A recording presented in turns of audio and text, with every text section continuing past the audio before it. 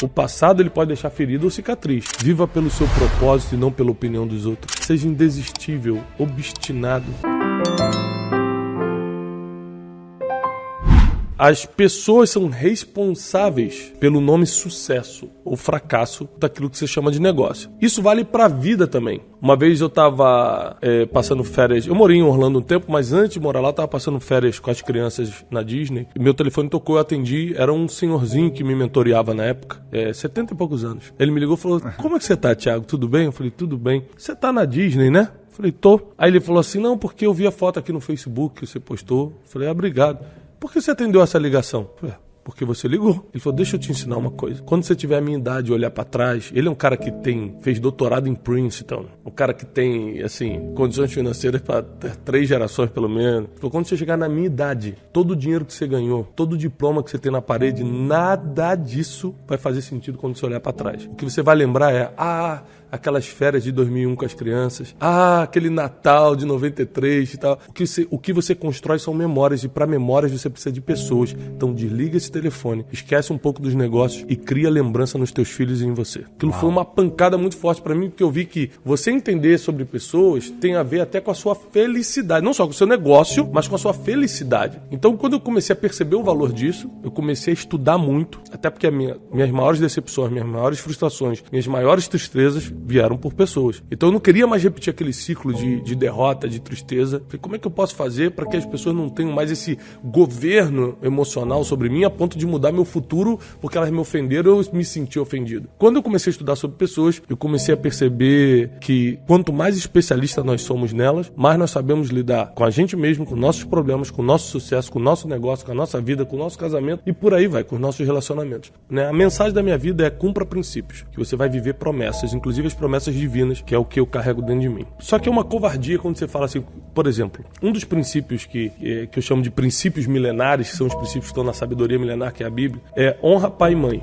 Mas se você fala assim, olha, cara, honra teu pai e tua mãe, aí vai vir uma pessoa, como eu já escutei, a pessoa fala assim, só que a minha mãe me abandonou para casar com outro cara. Eu fui criado por uma vizinha e eu tive que passar Natal sentado em sofá com eles na mesa porque eu não podia comer na mesa. Então como é que eu vou honrar um negócio desse? Então quando você consegue ensinar princípios, mas também ensinando a pessoa como cumprir, porque o passado é o maior inimigo do futuro, porque você fala, se eu cumprir o princípio do investimento, eu vou prosperar financeiramente. Mas peraí, você solta o princípio, mas não ensina como, você tem que lembrar que nesse como tem o passado da pessoa. Ela viu o pai perder tudo, ela investiu no negócio e perdeu. O passado está sempre atormentando as pessoas. Então, eu procuro ensinar o princípio, como cumprir o princípio e como você reeditar. Eu não acredito apagar o passado. Como assim apagar o passado? Você vai apagar a sua experiência, então? Vai apagar o que te trouxe até aqui? O que você tem que fazer é reeditar aquilo que traz dor para você, agora ser um fortalecimento. É o exemplo da ferida e da cicatriz. O passado ele pode deixar ferida ou cicatriz. Uma das maiores honras dos guerreiros da antiguidade era mostrar o tamanho das cicatrizes que tinham. Porque cicatriz é sinal de que você venceu. Cicatriz é uma recomendação de honra. Ferida está aberta, ela apodrece com o tempo. Então, o passado ele tem que deixar cicatriz e não ferida. Se deixar ferida, você adoece e morre. Eu acho que o que mais impede hoje um empreendedor de virar empresário, porque o empreendedor é a alma, né? O cara tá ali, é a alma. O empresário é quando o cara oficializa e começa. É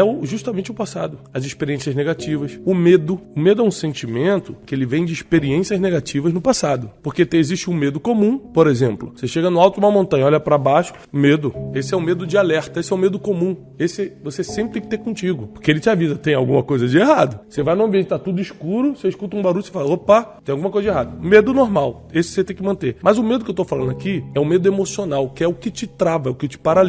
Ele é fruto de experiências negativas do passado. Então, por exemplo, o cara que vem de vários relacionamentos quebrados, com pessoas em geral, geralmente no casamento ele vai fazer alguma coisa para quebrar, por causa das más experiências do passado. Então, se o empresário, para passar de empreendedor para empresário, né, ou seja, oficializar o empreendimento que ele faz, ele não reeditar algumas coisas do passado, o passado vai ser um fantasma que vai impedir ele de avançar, principalmente nos momentos mais difíceis, que é o momento que você tem que decidir rápido e certo. Porque o empresário que se dá bem é o que decide rápido e certo. O cara que sabe decidir rápido e certo, ele sai na frente. As maiores decisões que financeiramente me alavancaram meu negócio, foram decisões que eu tomei de um dia pro outro. Hoje não existia. À noite surgiu, de manhã eu decidi, bum, explodiu. Então, decisões rápidas e certas. Nunca deixar de fazer a nossa parte, porque Deus nunca vai fazer aquilo que a gente tem que fazer. Por exemplo, Ele perdoa você, mas não perdoa por você. Você tem que perdoar. Deus pensa em você, mas não pensa por você. Você tem que aprender a pensar, você tem que ser inteligente. Então, tem várias coisas que Ele faz e outras coisas que Ele não faz. Não porque Ele não é poderoso, mas porque cabe a você fazer. Negócios é uma. Deus te deu saúde, Deus te deu capacidade. Você consegue regular a tua saúde? Não, você não sabe como é que vai ser o dia de amanhã, você está com Deus. Se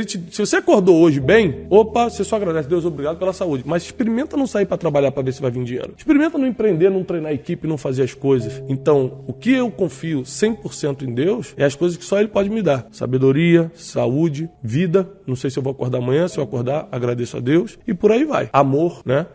Agora, as outras coisas, Ele dá saúde pra gente conquistar. Você estava falando do tempo de preparação, você vai ver que toda a base bíblica, inclusive na vida de Jesus, é muitos anos de preparação para poucos anos de exposição. Então, Jesus, ele começa a sua exposição pública como mestre, como o homem que ia dividir a história, aos 30 anos de idade. Então, ele fica 30 anos sendo preparado para 3 anos de exposição. Mas o tempo todo é assim, ele chama Davi aos 17 anos, que seria o rei de Israel. Só aos 30 ele assume 13 anos de treinamento. Treinamento como? Enfrentando o urso, o leão, o gigante, que foi o gigante Golias, uma história famosa.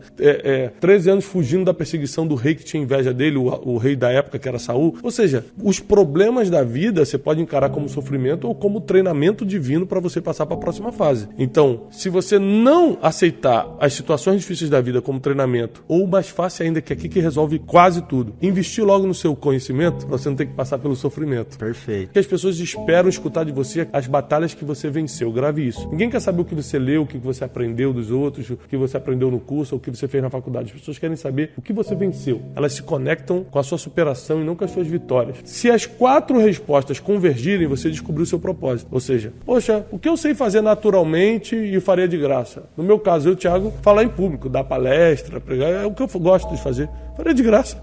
E sei fazer naturalmente. Nunca fiz um curso de oratório, nunca me preparei, simplesmente comecei a fazer. O que Deus me pediu para eu fazer? Isso para quem acredita. Deus me deu vários sinais, como a gente falou no início sobre a sensibilidade, eu entendi que era isso que eu tinha que fazer. Terceiro, o que as pessoas esperam de mim? Todo mundo que me encontra me dá a direção. Thiago, cara, quando você fala de vida emocional, cara, quando você fala de espiritualidade, me conecta meu coração. Pronto, as pessoas já me dão um feedback do que querem escutar de mim. E quarto, o que o mundo precisa? Será que o mundo está precisando de saúde emocional? Será que o mundo está precisando de conexão espiritual?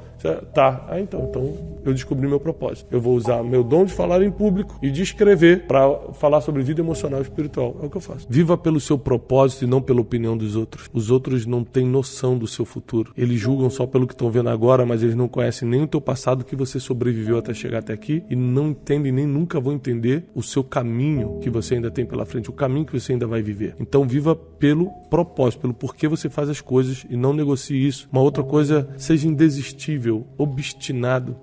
A minha esposa, ela sempre fala isso, ela falou: Thiago, uma das coisas que eu mais admiro em você é que você nunca desiste. O cara já falou que não dá. E você continua lá, vai tomar um café de novo, você continua. E quantas grandes bênçãos eu atraí para minha vida porque eu era indesistível, obstinado. Quando eu queria um negócio e tinha certeza que aquilo que era o meu caminho, eu não desistia. E tem gente que quebrou uma vez, para. E tem gente porque o gerente traiu uma vez, desiste, fecha a empresa, entrega o negócio, vende. Aí eu comecei a perceber que se você viver pelo seu propósito, se você for indesistível, e terceiro, tudo que você fizer, faça por algo maior. Faça para servir as pessoas de verdade. Dinheiro é uma consequência de você servir as pessoas. E quando você faz por algo maior, ser indesistível é mais fácil e viver pelo propósito é mais fácil.